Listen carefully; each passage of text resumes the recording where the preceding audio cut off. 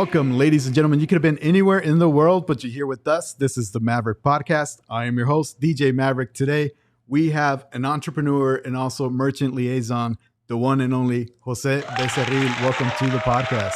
Thank you so much. Thank you for the invitation. I'm really happy and glad to be here.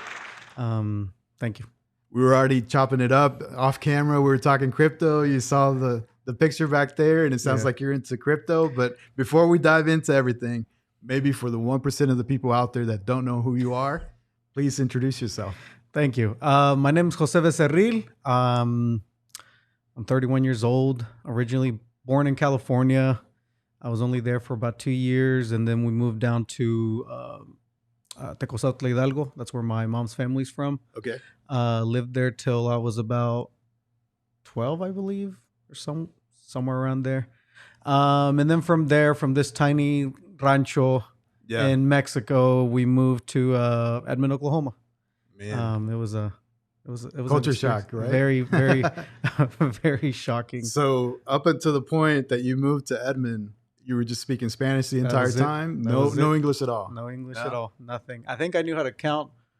I thought I knew how to count from like 1 to 10. Yeah. But not so that much. Was it. That was it. So what grade did you end up starting here, like once you moved back? Initially, the first, it was really 5th grade, but it was only for like a month and a half. Okay.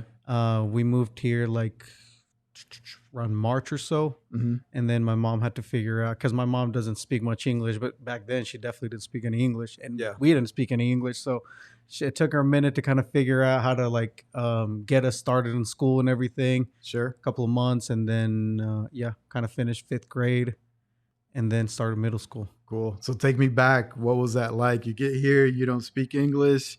Like, what were some of the struggles? What were some of the experiences that you faced there? Oh, man, it was crazy. So I came from a small rancho where, we had to walk like 45 minutes to school through like this mountains and everything. Man.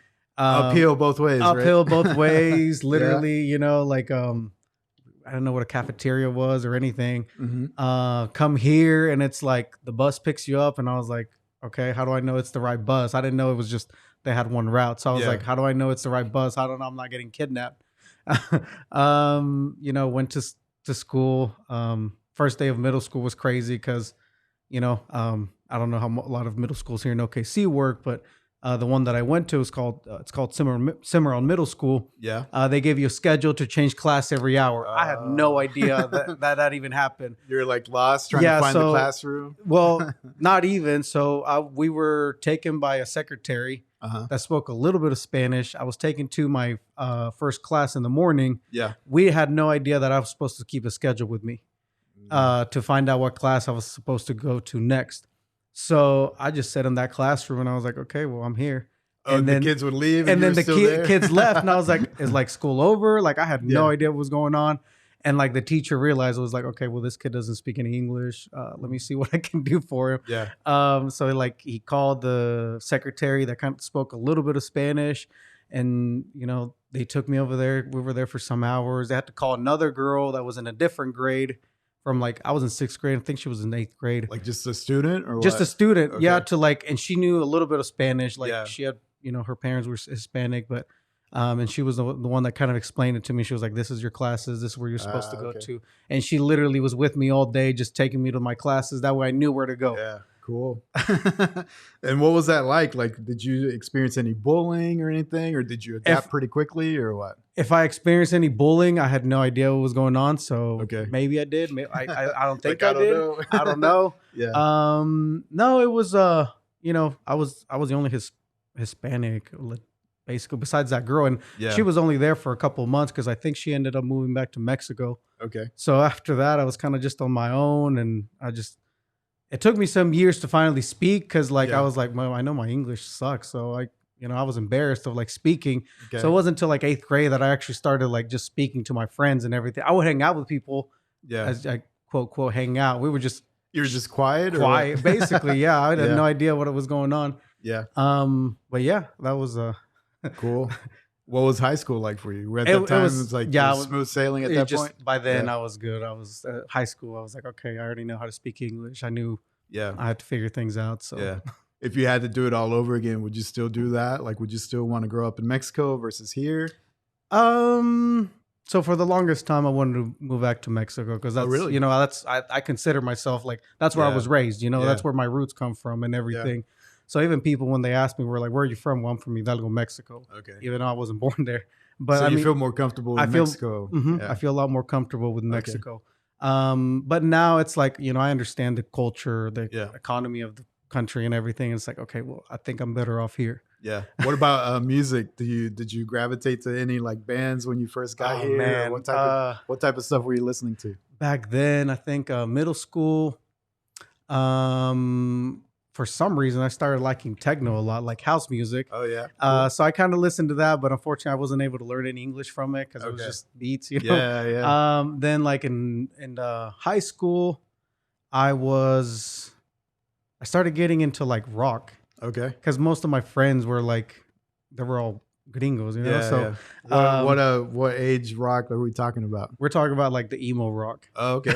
Okay. So like My Chemical Romance, like Green Day. I used to really like Green Day, the Ramones, awesome, things like that. And then I've realized there was the Spanish version of it. So man, I was hooked for like what, years. Like Caifanes or something. I like Caifanes more. Like I used to really like bands like Zoe, Cobo, Panda. Cool. Bands like that. They were like more emo. And then I discovered things like Héroes del Silencio, Enrique Bunbury, Caifanes. Nice. Okay.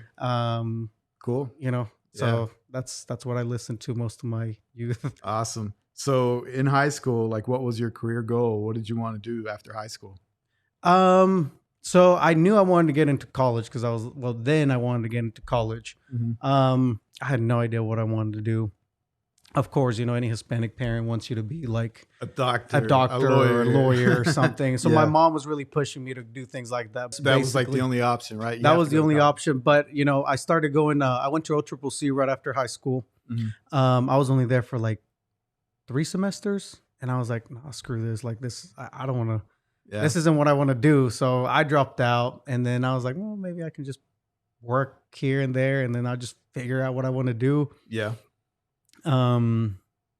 So yeah, for years I kind of did that, and eventually, I went to Francis Tuttle. I went back to school to Francis Tuttle for sheet metal aviation. Okay, cool. So I did that for like 8 years. Okay, so you wanted to like do like aircraft maintenance type I just thought so ever since I was little, I've always liked aircraft. Okay, you know, like when I was little, I would look like up at the sky and see like aircraft flying, and I'd be like, man, what is it? I wonder what it's like to be up there. Okay. And then I got the opportunity to work on aircraft. I worked on commercial aircraft. I worked at Tinker for 6 years. Cool. Worked on all those jet fighters and all that. Okay, cool. And then at that point, like, where did the career change? Because we're going to get into how you became an entrepreneur. So walk me through maybe some of the jobs or, you know, that path of how you got there. So honestly, it was a lot of it had to do. I always knew that, you know, I knew this since I was like in high school. I was like, if I really want to like do something big, I got to do it on my own, you know, unless I go to like and get my MBA or like become a lawyer or just something that requires a lot of, and like, honestly, I hate school. So I was like, man, like, did you have good grades or no? They were average. Honestly. Okay. C's, B's, some A's. I was never like a top student or anything. Especially in college, I was like, man, I don't like doing this. Yeah. But so I always knew, I was like, if I want to do something that I can actually control, I got to do something on my own. Cool. But it took me like years to really like figure out, and really I didn't even know what I wanted to do. I was just like, I got to do something on my own. Okay.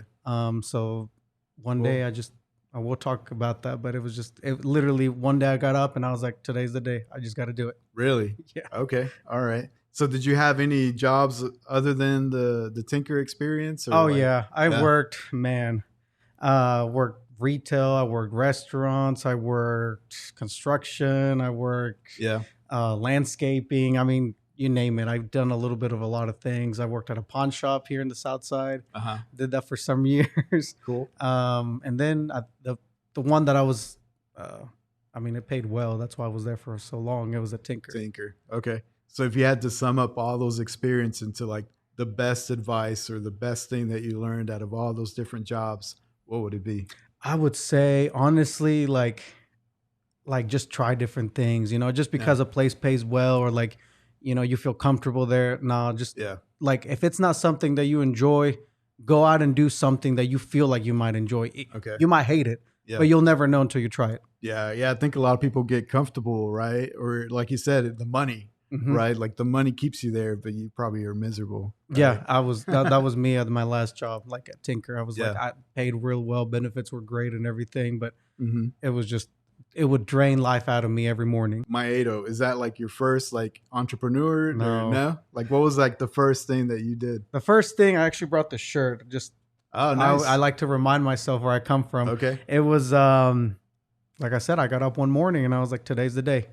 Did you just like put in your 2-week notice, or you no, said, no, like, no. I'm out? I was at Tinker still. Okay. So I knew better not to just quit and like do it, but to start my first business, I actually, I was like, oh, what can I do? This was back in 2018, if I remember correctly. Okay. I was like, okay. So it really took me a week to kind of figure out what I wanted to do, about a week or so, maybe 2. So I don't remember. But I got up and I was like, okay, I need to look around, see what I can either sell. Maybe I need to learn a new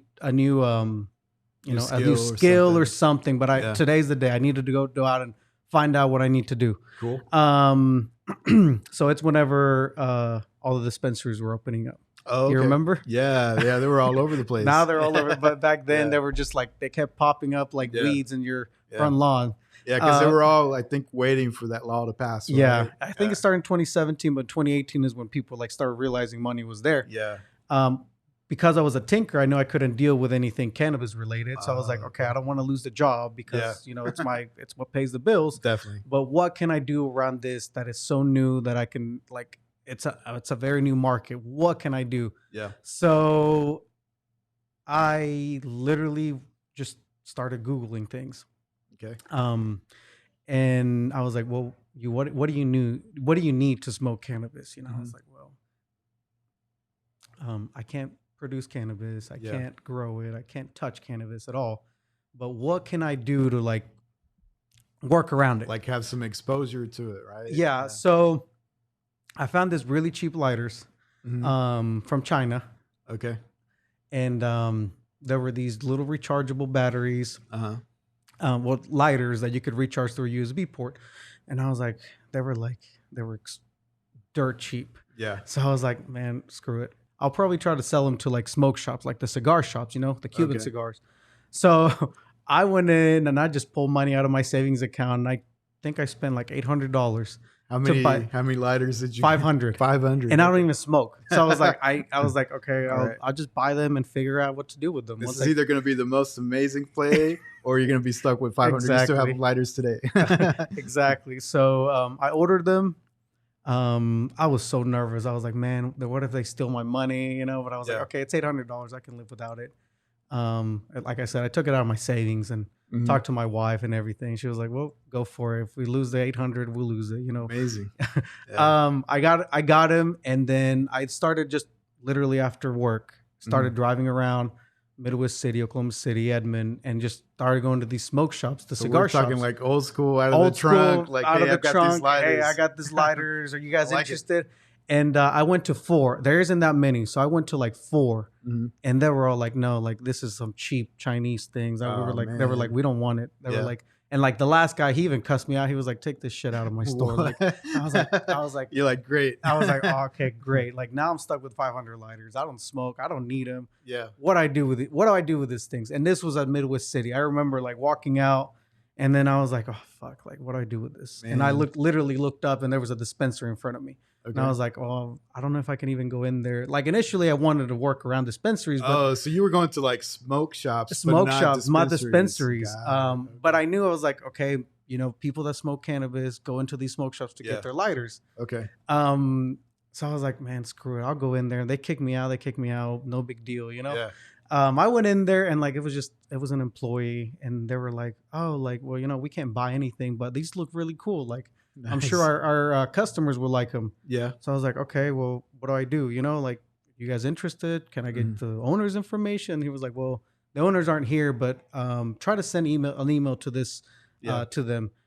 But that's when I realized I was like, okay, like they're interested. He might not be able to buy anything, but he's interested. So I literally from there, I just started hitting up every dispensary that I would drive by. I would stop and like offer it. Nice. And eventually, like some of them hooked and started buying it. And while I was in there, I was like, okay, well, what else can I buy? What else can I get from China that I can supply them with? Okay. And then I found that they needed like bongs and pipes. Okay. And I was like, okay, well, I'm still not touching cannabis. Yeah. Let me sell this to them. Did you have a website or a business card or anything? Nothing. Like you would just introduce yourself and, hey, I'm Jose and I've got this lighter. Exactly. That was it. That was it. I had no idea how to do a business. I had no idea what to do. I had no idea how to start a website that I even had to get an LLC. Nothing. I knew nothing about it.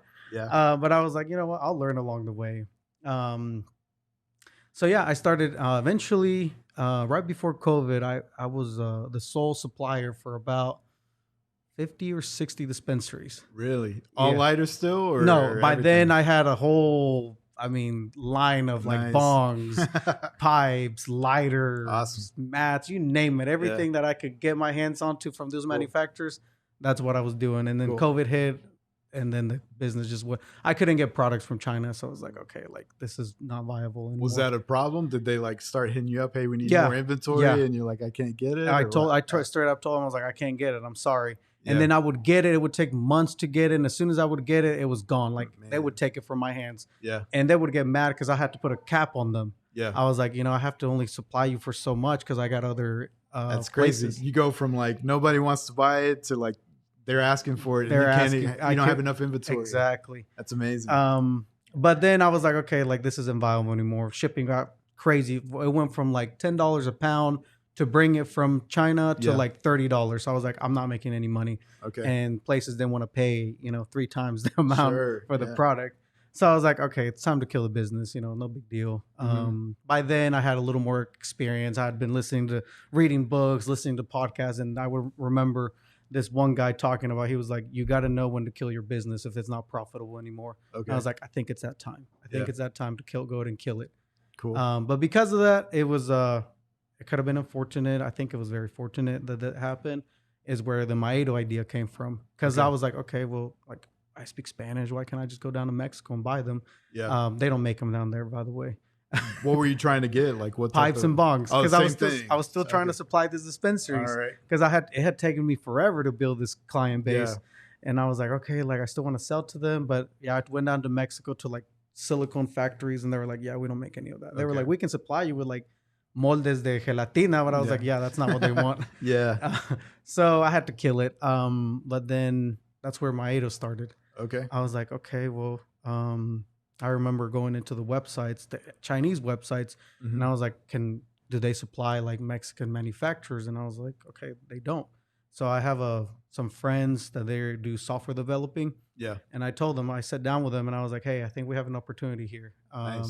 I think we could do something out of this opportunity.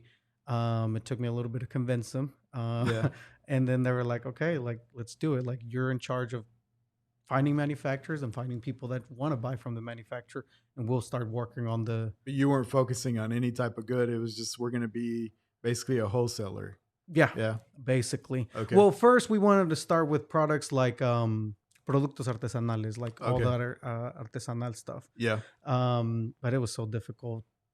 It was just, most of the artesanos in Mexico, they don't have an RFC with here's like an LLC. Right. And we were like, okay, we need you to have it just for liable purposes. For legal purposes, we need you to have it. And they're like, well, we don't have it. We can sell it. You were just like visiting like random parts of Mexico trying to find these people? Everything was through Zoom, phone calls. Oh, yeah. Googling. Google was my best friend. Yeah. And at first it was just like, I was like, I got to call them and ask if they're even interested in doing this. Because, we can't start this software because that's very expensive. I was like, we can't start just building something without even knowing if people are interested. Yeah. But most of them were like, okay, it sounds like a really good idea. Like, put us down. Like, let us know when you have it, and we'll be on the waiting list. So have you heard about Zappos? So this is a website where you can buy shoes, and that's all they did was just shoes, right? Mm-hmm. So the guy set up the website, but he didn't have any inventory. So he just put the website. People would order a shoe. He would go buy the shoe and then box it up and ship it. So he kept doing that until he couldn't keep up with it. And he's like, okay, there's something here because I can't keep up with it. People are buying shoes. So that's how he kind of like proved his model. But how did you prove your model to say, hey, maybe there's something here? Kind of the same thing. We were like, okay, we still don't have the software, but let's tell people we have it. And just we were like, oh, our system's still down, but oh really? Here's the catalogs, and if you want anything, we can get it for you. Nice. And some people started buying.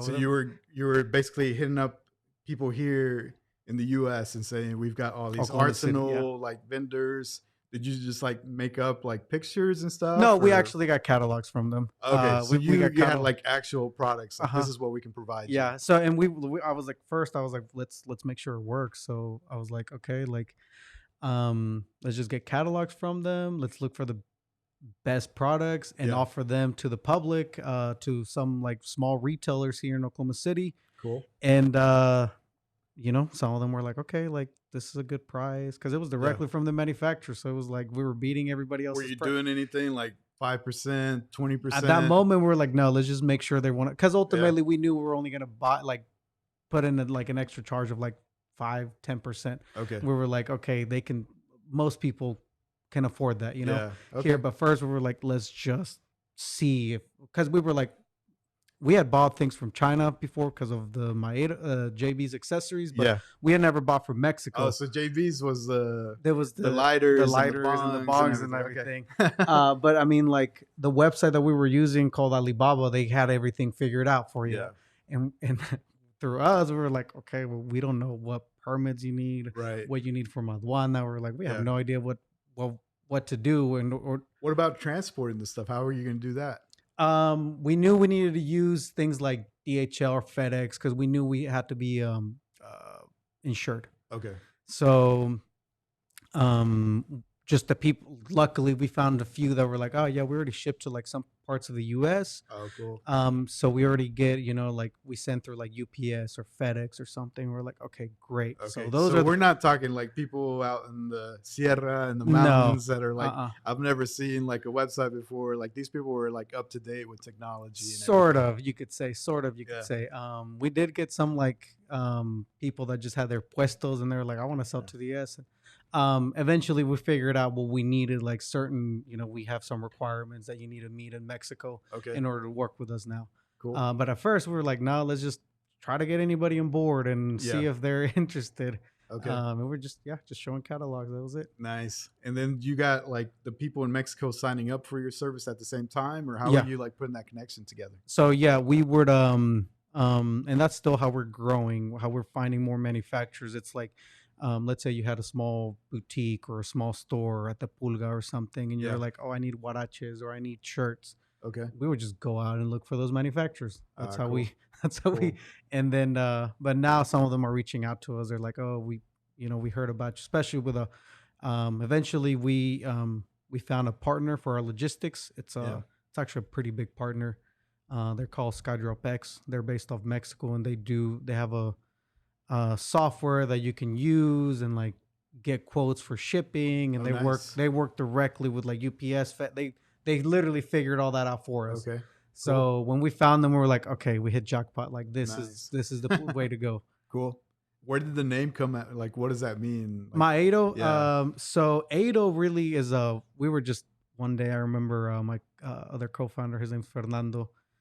He's from Aguascalientes, and we were like, he went to my house, and we were like, okay, like let's figure out a name. Yeah. We were just Googling things left and right, looking up names. We wanted to like have some sort of Latin meaning behind it. And we looked up Ado is a Latin word for like, if I remember correctly, it's like to create, to bring, to basically to create, to bring, to help. Okay. And we're like, okay, well, we're creating a software, we're helping wholesalers, and we're just bringing products into the US. So we're like Ado, and then Mai, it was just like, we have other plans for the company in the future. So we're like, we want to kind of like I for Apple. We wanted to have the Mai for my Ado. Okay. So the Mai is just my like my creation, my blank, help, whatever. my blank. Okay. So in the future, we can have other branches of businesses towards it. Yeah, that's cool. And like, how big is your team now? You mentioned another person, but how big is your team now? So it started just the two of us, and then now we have another software developer, and then we have um, a person of operations in Mexico. Okay. She's Cool. in Querétaro. Cool. Did you try to raise any funding or anything? No. And this is all like bootstrap. It's all bootstrap. Yeah. We're bootstrapping. We did go through two accelerators. One was the Stitch Crew accelerator, Okay. which we learned so much out of. They asked us if we wanted to raise. We knew we weren't ready. Yeah. Especially because our software wasn't completely done yet or anything. We're like, we don't want to race yet. And then we went through another accelerator, and then that's when we finally finished our alpha version of our software. And then that was a couple months ago, really. Cool. And then now what we would like to apply is for the Y Combinator. Okay. But we all decided to just keep working till the end of the year. And in December, we're going to sit down and decide what we're going to do, whether we decide to apply for the YC Combinator or maybe another accelerator that can help us raise funding. And are you going like web-based, or you have like an app too, or is it both? Like, so it's a web. The software is just online, but it's very mobile friendly. Okay. Cool. But we're already thinking about. Well, we're not thinking. We're already like in the process looking to create an app. Okay. For it. And are you at the point to where like if someone in Mexico is interested, they can sign up and be like, I want to be a supplier? Like that's already there. That's already there. That was the first thing that was there. Okay, cool. Awesome. So now like you have some, like, it sounds like you have some wins. You're able to supply. Like how big do you think it's gotten so far? Like I said, we honestly just launched a few months back. That's really when we launched our software. And right now we're literally just sticking to Oklahoma City because we want to make sure that our software is working properly. We want to get everything smooth. Yeah. And once we understand exactly, because right now we're just doing things like clothing, textiles, really. Okay. Products that don't require like a lot of permits and licensing to bring into the U.S. Got it. But we do want to expand to like consumable products, alcohol, cannabis in the future. We know that's going to be big. Okay. So we want to be ready for that. Cool. I like that. We were talking a little bit off camera too. You were saying that kind of this entrepreneur role led to like you're also like a merchant liaison for Calle del Cinco, right? So tell me about what that role entails. Like, what do you do? How'd you get involved with that? So I'm the merchant liaison at Calle del Cinco. I actually work with all of the merchants in the district. Okay. I work literally everything that I've learned from JV's accessories, and especially with Maedo, especially like all the tech part of things, softwares and things. That's why I go in and I talk to them. I kind of literally sit down and kind of ask them like, how's your business going? What do you need help with? Okay. Whether it's sales, marketing, do you need to structure your business a little better? Okay. So you're doing everything, not only like, hey, do you have a web presence? You're also helping with like business. Do you have all your documents? Do you need any help with that too? Exactly. Yeah. Okay. That's what I'm doing there. And, my role is to just work with the merchants. I also work with just with other organizations in Oklahoma City to see what other resources I can bring to that district. Cool. Is that like a 8 to 5 full-time gig, or is it's it a part-time flexible? because of Maedo. It's ultimately Maedo is that's like going to be like, you think you're going to go full-blown Maedo? That's going to be like, that's the dream. That's the end goal, right? That's the end goal. Okay. Very cool. So tell me a little bit about like, being an entrepreneur. You got into stocks too. You got into crypto. Like, how did that happen? Was it just like over the pandemic when you were just like, hey, you started researching and everything, or what? Yeah, basically. It was during the pandemic. At Tinker, we were sent home for literally a month. Man. And I was like, well, what do I do here? I can either sit down and play FIFA, which I did a little bit. And I was like, or I know at some point I need to learn how to invest, because that's, a little bit of passive income here and there. Definitely. Make some literally easy money that I don't have to like go out and sweat for, Right. So I was like, okay. Started first was like just buying some stocks. It was like, okay. I follow this guy on the on YouTube, and he would always talk about it, his Mhm. and he would always be like, yeah, like, if you don't know anything about stocks, he was like, don't worry about it. Just if you're trying to get into stocks, start with something that you use daily, that it's not gonna Okay. die. So I was Cool. like, okay, well, I used Microsoft. I play a lot of Xbox. I know they're not gonna die soon, so I was like, Yeah. okay, I'll start buying that. Okay. I'm loyal to Apple, and I was like, I'll buy some of that. Nice. That's how I started doing it, and then Yeah. eventually, there was some, because of the algorithm and freaking TikTok, it started showing me videos where like guys were like, "Oh, this is about to go to the moon." So there I was. I was going to put some money in there. So the stocks led to the crypto, And then that's where crypto started coming into. Okay. Some of these guys were like, also look into, Yeah. Bitcoin. At that point, it was I think it was like 40K. It had gone from like 20 to 40K. Remember So when that still Bitcoin? somewhat low, right? Because I think all time high was like 60 maybe. 67 or so. Yeah. So I started there, and then the co-founder, he had bought Bitcoin when it was like a couple grand, and he just left it alone. He told, and I was like, man, why didn't you tell me about this? Because I've known him for like 12 years. Yeah. And I was like, bro, like, why didn't you tell me about it? He was like, well, he was like, I just bought it and left it alone. He did the same thing with Dogecoin. Oh, really? He bought it when it was like 0.000 something, and sold it when it was 4 cents, and he made quite a bit of money. So I was like, okay, I need to do that too. Very cool. Do you remember those stocks? Was there any cool play? Like, did you make like any gains out of those stocks? You mentioned Microsoft, Apple. Any of those take off? So, actually, they gone down. As you know, the market right now is. Oh yeah, right now everything's down. Right. But I'm in the long term, so ultimately, when the dip hits, I just put a little bit of money into it. Okay. And then where I did make some money was on AMC. Okay. I bought it when it was like $12, $13, and I sold when it was like $50 a share. Nice. So I made a little bit of money there, but again, I didn't believe in it. I knew it was a meme stock, so I didn't put a whole lot of. I should have put more, but I didn't. That's always the struggle. Is like, how much do you put, and then like when do you get out, right? Because you're always like everything's to the moon, but like at some point, like it's gonna go back down. Right? Yeah. Same thing with crypto, I think. But I think if you think you missed the boat right now, it's like a good point to start adding up. Right? Yeah. Did you ever panic when you put some money in and you're like, oh crap, I need to get out? Or? No, because since day one, when I first started, like, I guess you could say trading, I've never really like taken any money out. I just keep adding into it. I'm like, I'll just buy the dip, buy the dip. And then I found out about dividends. So I was like, oh, this is beautiful. Yeah. So I started buying more what are some of your favorite dividend stocks? I like Coca-Cola. I know it's not a huge dividend, but I'm like, it's never going to go out of business. True. So every time Microsoft is dividends, Microsoft have some dividends. Chipotle. I haven't bought Chipotle. Yeah. I haven't bought Chipotle, but yeah, like honestly, there's some that I never even heard of. I just saw that it was a high dividend. I was like, I just put some money into it. Okay. And I think I make couple bucks of those every month. Cool. So it's something. Yeah, definitely. I think a lot of people don't know about dividends, right? And then there's also growth. So I would put it like dividend stocks, growth stocks, and then there's probably like risky plays. That's kind of how I would divvy up. But do you believe in like having exposure to all that, or like where do you focus? No. Yeah. Again, I didn't go to school for like investing or stocks or anything. Yeah. So I'm not trying to play it smart where I'm like, I'm going to beat the market because I, especially now I've seen it where it's you can't I know time better. It. Yeah. No. So I'm like, I'll just put money where I believe if it's a good dividend, I'll put a little bit of money. If I lose it, no big deal. I'll learn. Okay. Luckily I haven't lost much, but yeah.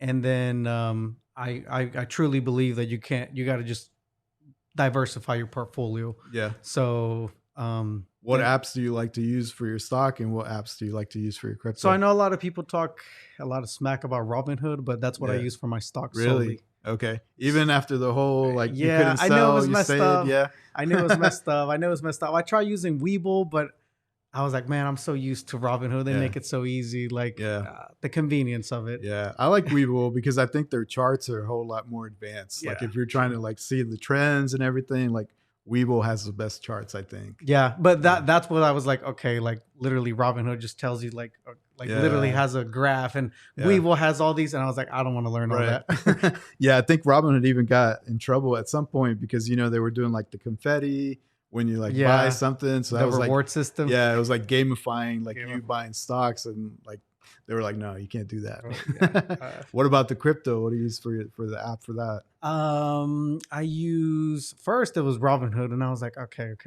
there's only Bitcoin and Ethereum here. Yeah. So I was like, no, I gotta find something else. So it was Coinbase is what I use.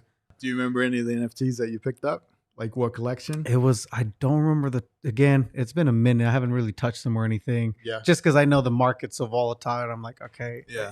It's literally a full-time job just trying to learn all that. Definitely. So I bought some. There was like some sneakers, and they were gonna send you like the actual sneaker of it. I bought some of that. I bought some. It was the Xolotles, because it was like a Mexican NFT, and I was like, I'm all Mexican now, and I'm like, I gotta support the raza. So I bought one, and I haven't really touched them or anything. And then I bought like the Oklahoma City collection. Okay. The ghouls, right? Meta ghouls, is that? Meta ghouls. Yeah, I bought that one. Yeah, we had Jose Scott. Shout out Jose, and it sounds like you know another person that's involved with that collection, right? Yeah. Okay. So, do you know any other entrepreneurs or Latinos in tech here in the city now that you're kind of involved in like all this stuff, or what? There's not a whole lot, and honestly, I always try to encourage people to go. Definitely. So when I got involved in my ADO, like I said, my co-founder, he's a software developer, and he was like, okay, well, because you're with me in this, he was like, come to these events with me, and I was like, okay, like I'm down, You went to like Techlahoma or something? Or we've been, so I really enjoy going to Tech Plus Plus from Kristen. Okay. Yeah, shout out Kristen. Shout out to Kristen. Yeah. I really enjoy going, like every time I can, I will be there. Okay. So I started going there, and the first day I was there, I looked up to Fernando, and I was like, bro, like, where are the homies at? Like, where's everybody at? And he was like, no, you're the second one here. And I was like, no, like, this isn't acceptable, bro. Like, we need to bring more people in here. Definitely. So every time I find anybody that's like interested in tech or is doing something that could be related to tech, because a lot of people don't understand. It's like, oh, like I do a little bit of marketing, or I'm HR, or I'm into sales, or literally anything. I'm like, you are aware tech companies need this. Yeah. You don't need to be a programmer to work there. They have different roles. Exactly. Right? Yeah. So literally anybody, even lawyers, people, I met some people that are like going to school to be a lawyer. I'm like, just go to it. Yeah. Go to it. And then because of that, we've seen a few more people, and I was like, just invite people. It's free. They give you free food and drinks. Yeah. Kristen's really nice. Like, show up. You know, we'll be there. Are you a good networker? Like, are you shy around people? Or are you At first I was very shy. I was super shy, man. But you consider yourself introvert or extrovert? What would you consider yourself? Now I don't even know, because now I don't have a problem talking to people. You put me in a crowd, I'm like, okay, screw it. I just got to go out and talk to people. And now, like, you probably practice your pitch of like, hey, this is my app. This is what I'm working with. So now, like, we had to get it down, especially during Stitch Crew. They were like, it needs to be 30 seconds long at the most. And I was like, wow. So give it to me. Give me the elevator pitch right here. Like, the elevator pitch is, we're my ADO. We help wholesalers purchase directly from Mexican manufacturers. We verify the manufacturers, and it's a secure payment and logistics. Okay. Do you mention anything about like maybe reducing the risk of like finding vendors? You've already verified the vendors, or like once we go into details, yes. Okay, cool. Because I think you could like pitch it different ways. Like, no risk to you. We found the best of the best, like quality. We verify. Like, you could like throw in a lot of like the pros there, right? Yeah. Well, we have to get it like as compressed as possible. Definitely. So we're like, they're verified manufacturers. That's what we say, verified. Yeah, cool. It sounds like you're passionate about also educating our community about tech and all that. So are there any other things that you're doing to sort of like bring that out? Yes. And that's one of the reasons why I was so interested in being a merchant liaison at Calle 25. Yeah. I truly believe, most Hispanics overall, I believe most of us have that entrepreneurial spirit. It's like, are you always trying to do something? I mean, that's literally why, whether our parents or ourselves left our home, it's definitely. Like we're looking for something better. So at Calle 25, like I'm working with like other organizations. We want to create like these workshops. Okay. I just started there a few months back. So like we're like developing that right now. We want to have workshops where business owners can, and it'll be we want to keep it as free to everybody. Definitely. Where business owners can go in and like learn about bookkeeping, learn about accounting, Okay. learn about loans, learn about marketing, Yeah. social media presence, everything that is needed for your business to grow. Because now it's something that I've seen in our community with a lot of business owners. You're a media company first, and then whatever it is that you're doing. Mhm. Like if you sell tortillas, first you gotta like say like, hey, we sell tortillas. We gotta market tortillas before. Like you just can't be a tortilla like, vendor, right? The more I dive myself into the community, Yeah. most of these people just a lot of them, not most, a lot of them, it's like, okay, well, I open up my you go from like starting something kind of like as a side thing, doing it out of your garage, you go to little events here and there. Yeah. And the next step is like, I want to open a storefront. And then it's like, that's it. Like, what do you do there? It's like, how do you grow from there? And they're like, oh, and a lot of them is like, it was the worst mistake I ever did. Like getting getting a storefront, because they're like, it's so expensive. And, now you're tied to it. You have to be there. Right. And that's what I always tell them. Like, what are you doing to grow it? Yeah. How are you structuring your business? How are you making it a business? Because that's another misconception that we have. It's like, I start, for example, I start buying clothes from Mexico and selling them here. Yeah. Okay, well, that's not a business. It's you're self-employed into it. Right. How do you create it to actually be able to step out? Because that's what I tell a lot of people. I'm like, if you step out tomorrow, like, is this a business, or is this like your part-time job with no benefits? Right. Because you have to be able to scale it. Right. Exactly. Yeah. So that's another thing that I try to like educate. And I'm like, okay, like you need to start structuring it where, like you can bring other people on board. You can they can actually help you grow it. Like ultimately, and I had to learn the hard way myself, with JVs, the accessories. I was like, man, like it's got a lot of potential, but I was like, I don't know what to do. Like, I got to learn everything. I got to learn marketing. I got to learn sales. I got to learn how to build a website and everything. And then because of that, I was like, okay, well, I can't learn all that. Like, it's going to take me, I'm going to be 50 by the time I'm ready to launch a full business. So that's what with my head, I was like, I got to work with people that know what they're doing. They can complement things that I don't know, they can complement it. Okay. So what would you say, like, if people aren't familiar with Calle Dos Cinco, like maybe give us a little pitch of like Calle Dos Cinco, maybe shout out some of the vendors, why should people check it out? So at Calle Dos Cinco, it's on 25th between Robinson. We're the ones that do the Fiesta de las Americas. Okay. So if you've ever been to it, we're the organizers to it. Cool. We do have some vendors. We, as like I said, my role there was created. I'm the first person to take over it. Okay. So like right now, I'm trying to integrate the businesses more into the event.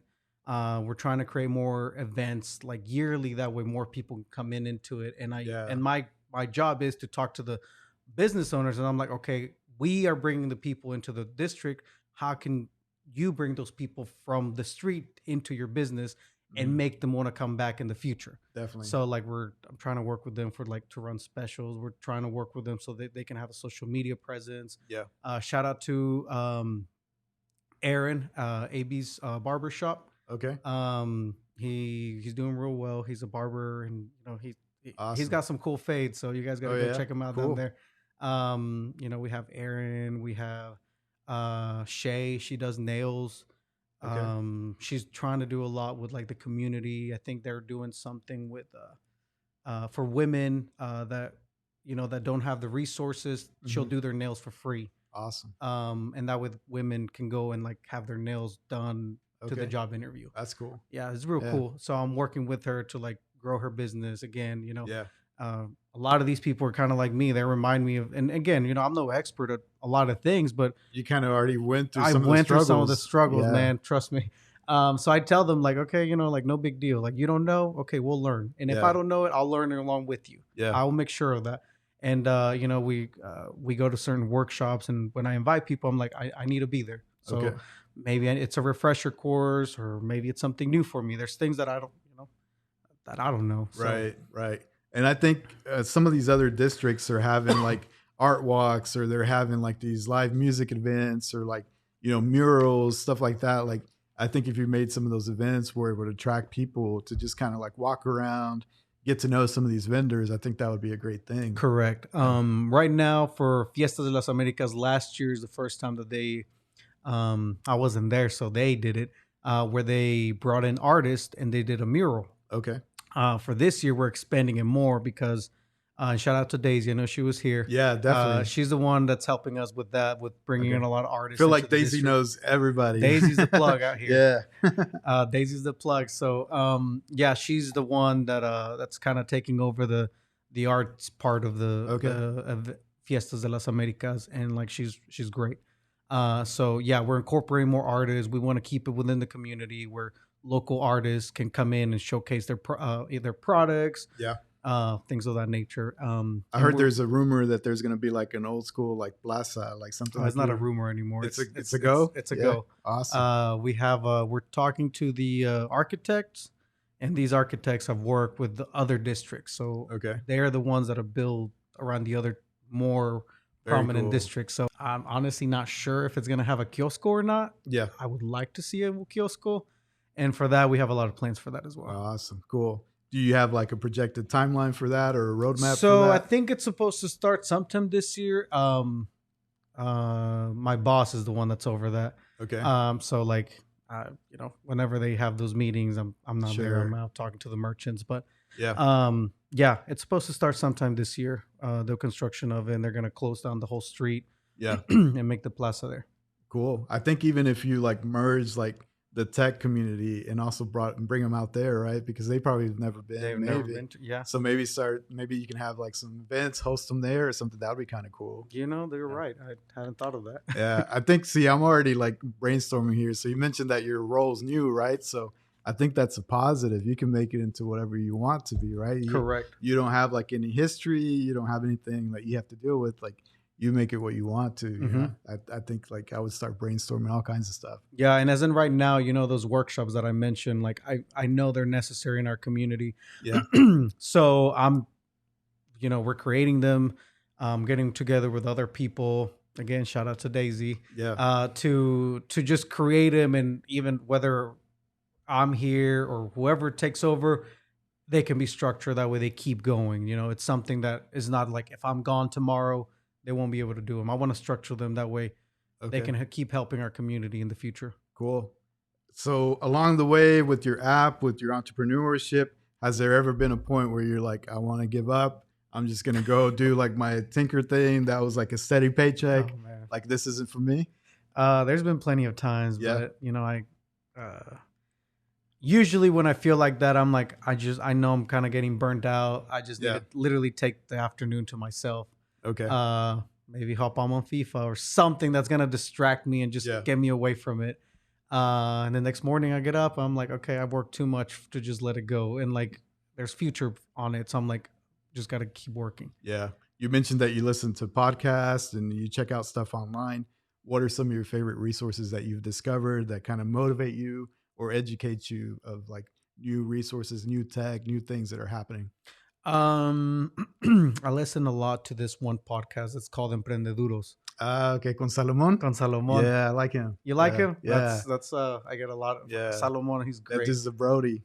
So I listen a lot to that. Okay. I listen to Carlos Munoz. Even though a lot of people talk smack about him. Yeah, some say that it's kind of like a con artist, a sketchy thing. Some of it is kind of sketchy, but I look at things like, you got to take the best out of everything. Yeah. So whenever he gets out like his boards and everything, I'm like, this is it. This is where I need to be at. Yeah. Whenever he's talking about like your personal brand, I'm like, okay, I'm not interested. Yeah. In that. I probably should, but you may listen to Spanish podcasts. That's really my main thing's Spanish. Okay. Cool. Everything. Even books. If I find them on Spanish, I listen to them in Spanish. I don't like to actually. I can't sit down and read a book. No, I can't. I can't force. You myself. do like Audible or what? I do Audible. That's all I do. Yeah, cool. Yeah, I think Salomon has a cool story. Like he moved to Cali, like did real estate. He did movies for a while. On the Emprendeduros of both of them, they moved to New York. Oh, and then see, I didn't know until like he got to Cali. And then he moved to Cali because he was like, I want to do you want to do movies, like big scale movies. Yeah. And I think he did it for a while from what he's, again, just listening to him talk about it. And he did it for a while. And then he got into real estate. He says that all the time. He was like, I just got into real estate because I had money and I didn't know what to do with it. Yeah. And I just got in at the perfect time. So I'm hoping that'll be me someday. Yeah, definitely. Yeah. And then I think during the pandemic, he moved to Austin. Yeah. They're down in Texas now. Yeah. He's a cool guy. If people aren't aware of him, like to check him out. But he's like, real deal. Like he's going to cuss. He's going to it's not like you're listening like some official, like finance guy. Like he's going to tell you there's going to be some cuss words there, which I kind of enjoy. I'd rather have that type. I rather feel like it's a true person. I try listening to people that are very technical and I'm like, again, I'm like, oh man, I can't do this. Yeah. I'm kind of surprised that you got into stocks and crypto if you were like following like people that are real, like technical about it, right? Because if you don't feel like the technical guys, if that's not your thing, it's going to be the Brodies that are like to the moon stocks and like risky stuff. And again, I did get into some of those stocks. It was like to the moon. And I was like, oh yeah, let me hop on that rocket. And it never went anywhere. Yeah. But again, it was like, I had to learn from it, Yeah. Cool. I like that. So what would you say to the people that maybe have an idea, maybe they want to start a business? Like what would be like some of the recommendations you would have for them? First, I would say think big. Think this is what was with my Ado. Yeah. It was like how many if it's a product, how many products do I have to sell to make $1 million? Okay. I look at the $1 million rule. It's like if you propose to a business to me, it's like, okay, let's sit down and see how many products do we have to sell to make $1 million. So with your lighter example, how many lighters would we have to sell to get I would never do the lighters again because of that. I would never do the lighters again because they were like $250 a piece. So you tell me that. There's a lot of effort. There's a lot of effort there. So yeah, I would not do that again. Okay. Maybe to just make some quick money, I guess. But for a legit business, it's like I got that $1 million rule. It's like how many products or how much service do we have to provide to make $1 million? Okay, cool.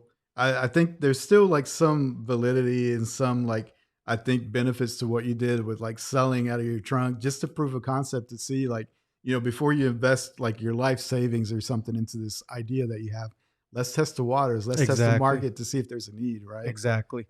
That's another thing that I tell people, if you're thinking about, it could be anything. And I tell a lot of people, it's like, for example, maybe your day job, what are you doing there? You have to know something that people want to pay for. Yeah. Like use that to your advantage. Like you don't have to like completely start, a lot of people are like, let's say they're into, I don't know, they're a manager somewhere. And they're like, well, I want to open my own restaurant just because I know how to cook. I'm like, okay, well, just because you know how to cook, how scalable is it going to be? Right. How much needed is your dish? Do something that you can actually use the knowledge that you have. Maybe you're a manager at JCPenney. Like, what have you learned from JCPenney? Things like that. Use that to your advantage and test out the waters. Yeah. Maybe you could be the next Macy's, but you'll never know until you test it out. If you have to do it out of your trunk, do it. Yeah. Now I know the concept that you talked about with the shoes. Now it's like, if you want to go online, like just put out a website, There doesn't have to be anything on the back end of that, nothing, right? Like it's just the front to just like the test front the end, model. just to test the model.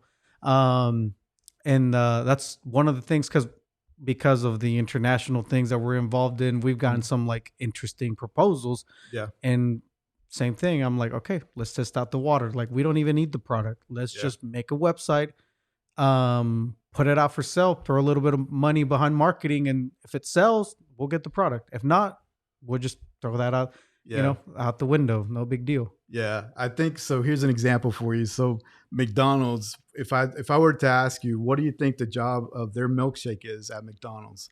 Like, what are they trying to do with the milkshake? What type of people are they trying to attract? What would you say to that? People, I would say, first of all, the milkshake is an upsell. And that's another thing I tell people, like you already have a product. If you have a restaurant or something, what can you upsell to those people to make more money? So first, that's an upsell. Second, it's a convenient way of getting like your dessert in because ultimately McDonald's sells to you the convenience of a quick burger, cheap, quick burger. So the milkshake, you know, a lot of people like want a dessert and they want something on the go. So McDonald's was real smart about it. And I believe they came up with that milkshake. And we're like, okay, like this is going to sell. Yeah, so you're kind of right. So they did a lot of research, right? And what they were trying to do is like, how can we like sell more of these, right? So they had focus groups where they would bring people in and they would say like, what do you like about our milkshakes? What do you want to change? So they would like change ingredients based on what they were getting, right? But then at the end of the day, they couldn't sell more milkshakes. Like they would like put them out there and like nothing would change. They would up their ingredients, nothing would change. So finally they figured out that the typical milkshake buyer buys it in the morning, like 6 a.m. As like breakfast? Yeah. So before they go to work, they say, I want to have a milkshake because I can't really have a bagel. I can't put a spread on it, right? It's too hard to drive. So the milkshake keeps me busy, keeps me awake while I'm driving because it's so hard to suck on it. It keeps you busy. It also keeps me full until like 10 in the morning. I'm not hungry because of the milkshake. So all that they figured out just like kind of doing research and everything. But if you would ask people like, what is a milkshake for? You would never think like that's the job of the milkshake at McDonald's. It's pretty crazy. Yeah. So I wonder how other restaurants have done it. You know, they're like, change your, Brahms does that. They're like, change your drink for a milkshake. I'm like, I don't want to drink a milkshake with my burger. Yeah. So I wonder what their deal behind that is. Like who would have thought like 6 in the morning, there's a market for someone that wants to like on their commute to work, they want to stay busy, right? Like they don't want to fall asleep. So they buy a milkshake and it keeps them like full. They're not going to be hungry until lunchtime. And like, that's what they came up with, right? Because I don't want to like have a bagel. I don't want to have this messy thing because I'm driving. The milkshake kind of solves that problem. It's pretty crazy. That's another thing. I tell a lot of people with their business, they're like, I don't know what else to sell. Like my things that sell, I'm like, always experiment. Yeah. Always. Don't not ever get tired of experimenting. Definitely. Because you don't know what experiment is going to take you to the moon. Cool. So one of the things I always do with my guests is I ask them like, tell me something about yourself that most people don't know about you. So I'm going to put you on the spot to share a little bit about yourself. Well, I don't normally share the part where like me going to school here, like, you know, so you already got that one out. Something that a lot of people don't know about me. Could be a weird thing that you like to eat. I'm in love with tortas de tamal. Tortas, we were talking about that. He just came back from DF and we were talking about, I don't get it. Like it's too much bread. Like I've never had one, but it seems like it would be super dry. You need to, man. Yeah. I'm in love with tortas de tamal. Is there a place here in the city to get one, or you just have to like go buy the tamal and go buy the bread? That's what I do. Yeah. Normally that's what I do. Yeah. And I remember the first time I went to La Oaxaqueña, they had tamales, and I was like, okay, well, I'll just make my own torta. They thought it was the weirdest thing. They're because I was like, you know, I was like, can you cut it for me? Yeah. And they were like, why? And I was like, just cut it. Like I'm just asking you to cut it, you know. Yeah. And then they saw me putting the tamal, and they just thought it was the weirdest thing ever. Yeah. Even my wife, she was like, you're so weird. And then I got to try it. Now she loves them too. Nice. I'm going to have to break down and try it. To me, it's like, it seems like it would be too dry and too much bread. Like the man's already like, I don't know, 1 million calories or something. You're going to add another bread on top of that. And I guess another thing is, I guess I'm weird like that. I like, just eating a bolillo, like bolillo. Yeah. And I'll just either have Coke with it or just water. Oh, really? Okay. All right. I was expecting you to like dip it in milk or something. Okay. Either Coke or water. All right. Cool. I like that. So for the people out there that want to follow you, they want to check out what you're doing, you know, if you want to plug in your social media, go ahead. Yeah, of course. I'm not a big into Instagram, but it's there. Or your business. Does your business have an Instagram or? We have it, but we normally like, honestly, like we're not to the point where we have enough like people to like help us out. Yeah. But we know we have to at some point. Definitely. But most of the things that we do is through Facebook. Okay. For our company. So it's MyAdo. You can just look up MyAdo and it'll be on Facebook, or you can go to www.myado.com. Cool. Awesome. Well, I want to thank you for your time. I mean, we talked about like a different, you know, hustles and entrepreneurship and crypto. We were all over the place. It would be cool to, you know, chop it up again. I'm sure you have more stories. And once your app keeps growing and growing, we want to wish you continued success. So thank you so much. I appreciate it. All right. There you have it, ladies and gentlemen, the super talent Jose Becerril on the Maverick podcast. Keep grinding because in the dream we trust.